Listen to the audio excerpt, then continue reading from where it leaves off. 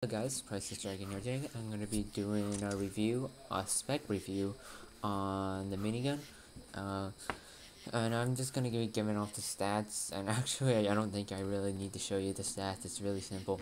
It has a very low damage, and it has the highest fire rate of all weapons in combat arms, and this is a very powerful weapon, but the bad thing is that the recoil is extremely high and it's really hard to control, and it's near impossible if you have no experience controlling recoils, because if you don't know how to control recoil, then you won't be able to control this, and it takes a lot of time just to controlling the recoil, and it's really annoying because you're just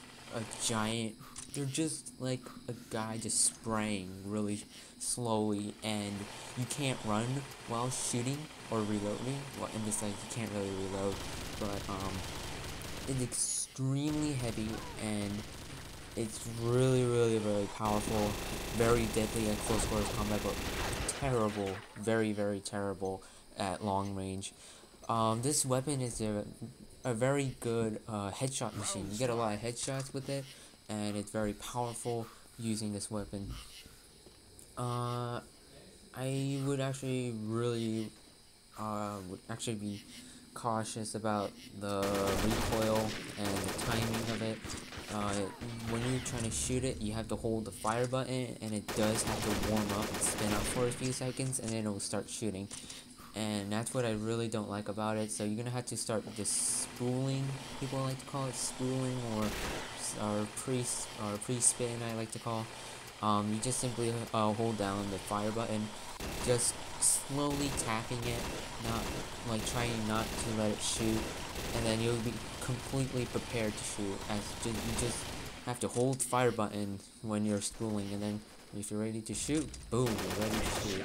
It's really deadly when using this tactic, but and I really don't like it. The one thing I really don't like about it is that it's so slow. Even running with it's slow. I mean, you have to pull out a knife and then pull out the machine gun, and then you gotta spool it, and then you gotta shoot, and it's really irritating just doing it, and yeah, it's really annoying at times, but it's kind of worth it when you nail it down. But it's it's just, I don't know how to say it. It's just a giant big weapon, a giant spray weapon. You can't put a clip, you can't put anything on it. It's irritating, and it's not that all irritating, but to me it's really irritating, and to me I am not very good with it. The only time I find it useful is fire team and fire team only.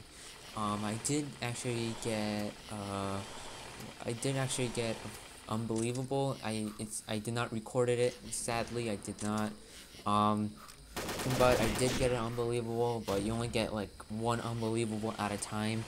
So you'll be like getting unbelievable, and then you'll be done constantly. So it's very irritating and very annoying as well to do it. Excuse me, but I would actually use it on spawns. Yes, I know you're gonna say, "Oh my gosh, that gun's you only use for spawns, or best for spawn." Yeah, I know. I feel like it's like spawn camping weapon. I don't know if I should say it's really noobish, because you can actually kill the person with a minigun even though that person is firing at it. I don't know why it happens, but it just happens. I believe there's some sort of like glitch, or I don't know, it's shooting so fast that not all the bullets register, only like 75% of it. but but I actually did kill a lot of people with this, people holding this minigun, and it's really easy to get killed, and I got killed a lot. Just even though I was spooling it, and I still get killed. It's really irritating, and I just have to take out my assault rifle all the time, and not even bother using it. The only time I actually use it is when I'm in close, tight spaces, or very close, packed areas. or even corners. It's very good for close quarters combat, like I said before, but I would actually highly recommend avoiding from long range combat. You are very vulnerable to snipers and to some G36 and I believe some RPGs you'll be totally weak against. It's very, very, very bad idea just to use it on people. I wouldn't even recommend it on people on it. I wouldn't even recommend it. I only recommend it on zombies, quarantine zombies, or yeah. I mean, there's not. I don't know what to talk about. I mean, this is it's a good spec weapon, but I wouldn't say it's that great. It's not. I mean, I'd rather pick out the flamethrower or something, or even the claymore, or even the medkits. The medkits are fine, good enough, just for like 7 days spec with a 7-day medkits. That's it. I'd rather just take those two than the minigun.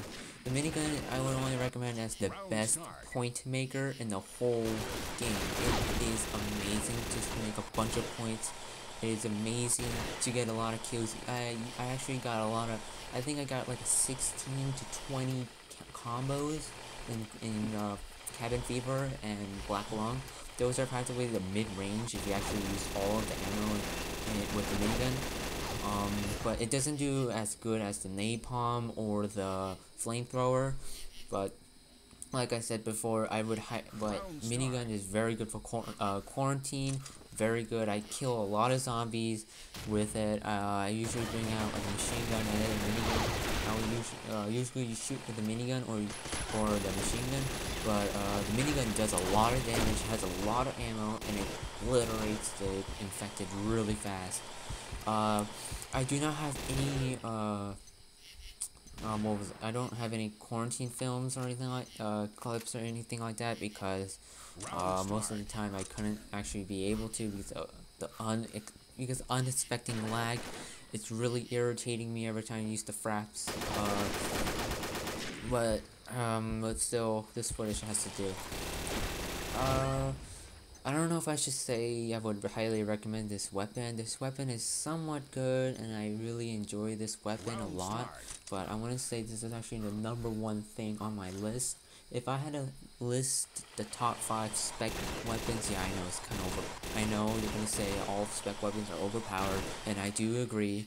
But if I had to make a list with 5 spec weapons I had to choose from, alright, and this would be it.